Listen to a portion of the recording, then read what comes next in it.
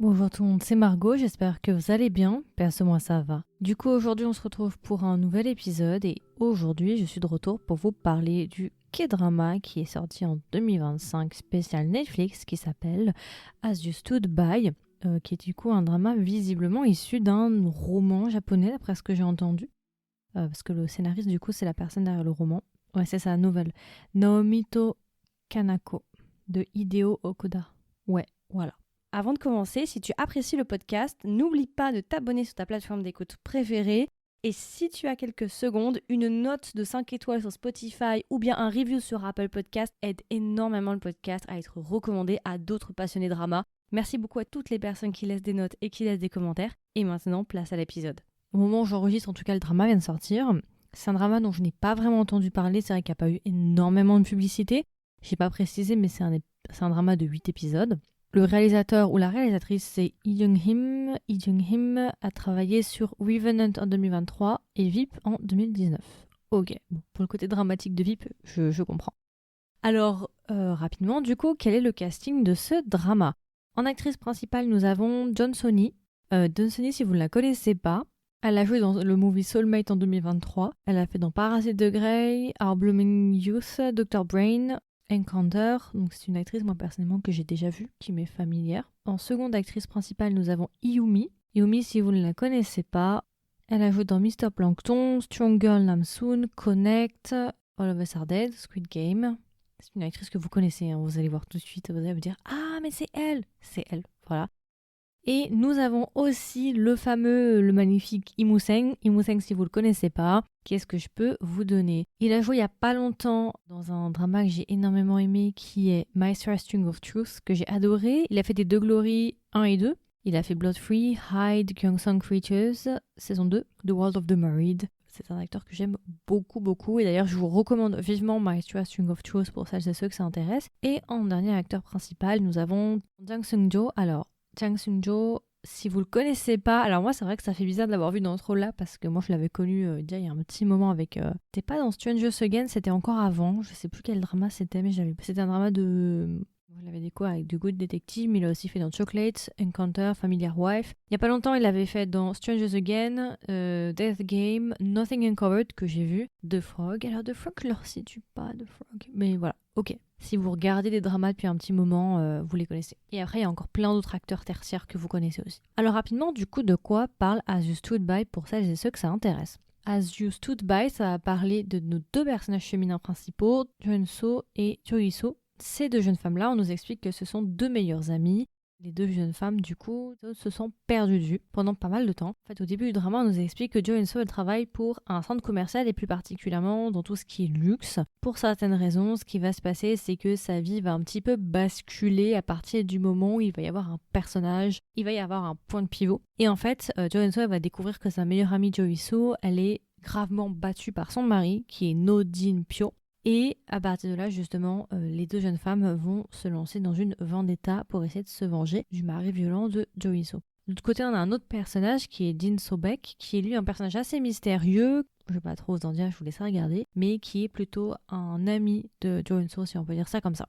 J'ai pas trop précisé, mais les thèmes principaux vraiment le thème principal de ce drama, ce sont les violences conjugales. C'est vraiment traité. Alors là, on va le traiter avec Jo-so, du coup le personnage féminin principal, mais il y a d'autres personnages aussi qui sont victimes justement de violences conjugales. On va traiter deux autres personnes aussi. Et c'est vraiment le thème central de l'histoire en fait, les violences conjugales et tout ce qui tourne autour, le fait, les personnes justement qui sont au courant mais qui ne disent rien, les personnes qui acceptent ça, les personnes qui sont les victimes, les agresseurs, comment c'est accepté au niveau de la société, le tabou aussi qu'il y a autour de ça. Il y a énormément de thèmes et je dois vous dire qu'après avoir vu le drama, le mariage fait peur. Franchement, à quel point genre ta vie peut basculer si tu choisis la mauvaise personne. Franchement, quand j'ai regardé le drama, je me suis dit, mais le mariage fait vraiment peur, quoi. C'est tellement représenté de manière effrayante et vraie, je suppose. Il y a dû y avoir des choses bien pires que ça qui ont dû avoir lieu, mais je trouve que c'est assez cru, on va dire, dans la manière dont c'est représenté. Et je trouve qu'il n'y a pas vraiment, de paillettes en mode non, faut être politiquement correct. Je trouve que, voilà, c'est assez violent.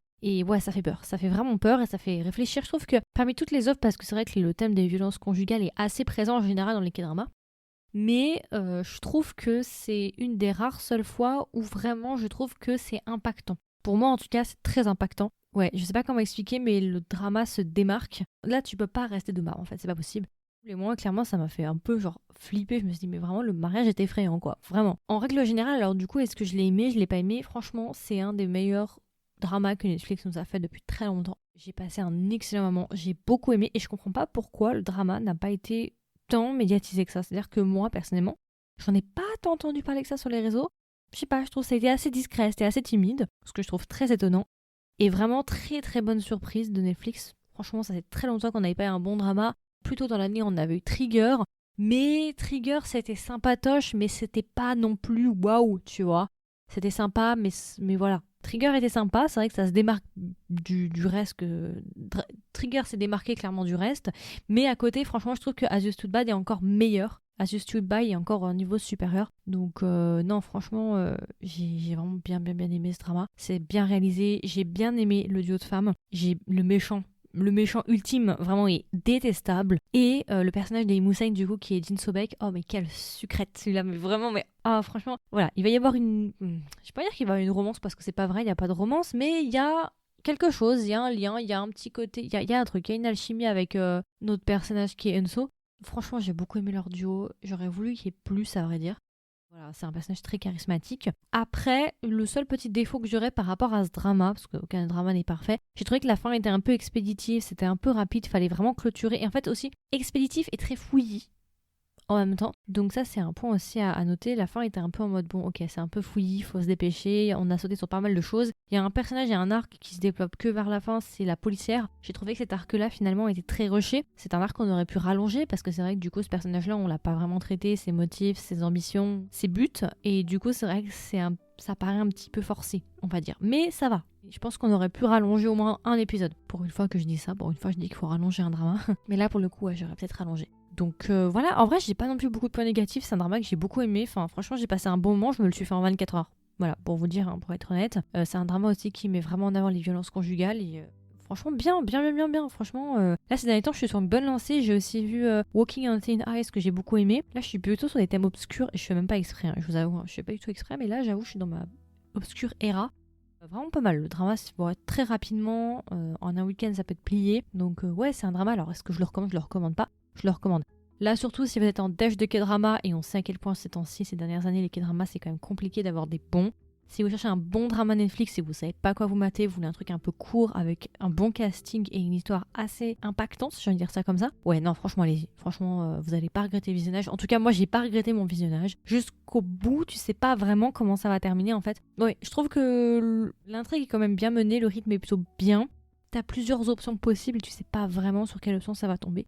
Donc voilà. Non, franchement, bon drama. Pour une fois que Netflix nous fait quelque chose de bien, faut le dire quand ça va pas, mais il faut le dire aussi quand ça va. Du coup, voilà. Et si je devais lui donner une note, je lui mettrais un bon 16,5, 16,75. Ouais. Non, franchement, j'ai passé un très bon moment. Donc voilà, écoutez, c'est à peu près tout pour mon review sur le drama As You Stood By. J'espère que ça vous a plu et que ça vous a intéressé. Comme d'habitude, n'hésitez pas à me donner vos retours. Est-ce que vous l'avez vu? Si vous l'avez vu, est-ce que vous l'avez aimé? Vous ne l'avez pas aimé? Si vous ne l'avez pas encore vu, est-ce que vous comptez le voir et lui laisser une chance? Il y aura une section commentaires si vous m'écoutez sur Spotify et sur YouTube. Si jamais vous voulez recevoir des notifications et être au courant des dernières sorties du podcast, n'hésitez pas à vous abonner. Et si jamais vous voulez m'aider et me soutenir, n'hésitez pas à me laisser une note, pareil sur votre plateforme d'écoute préférée. Donc soit laisser un nombre d'étoiles sur Spotify ou bien laisser un review sur Apple Podcasts. Et puis voilà, écoutez, je vous souhaite une agréable journée ou une agréable soirée et je vous dis à la prochaine pour un nouvel épisode. Bye bye!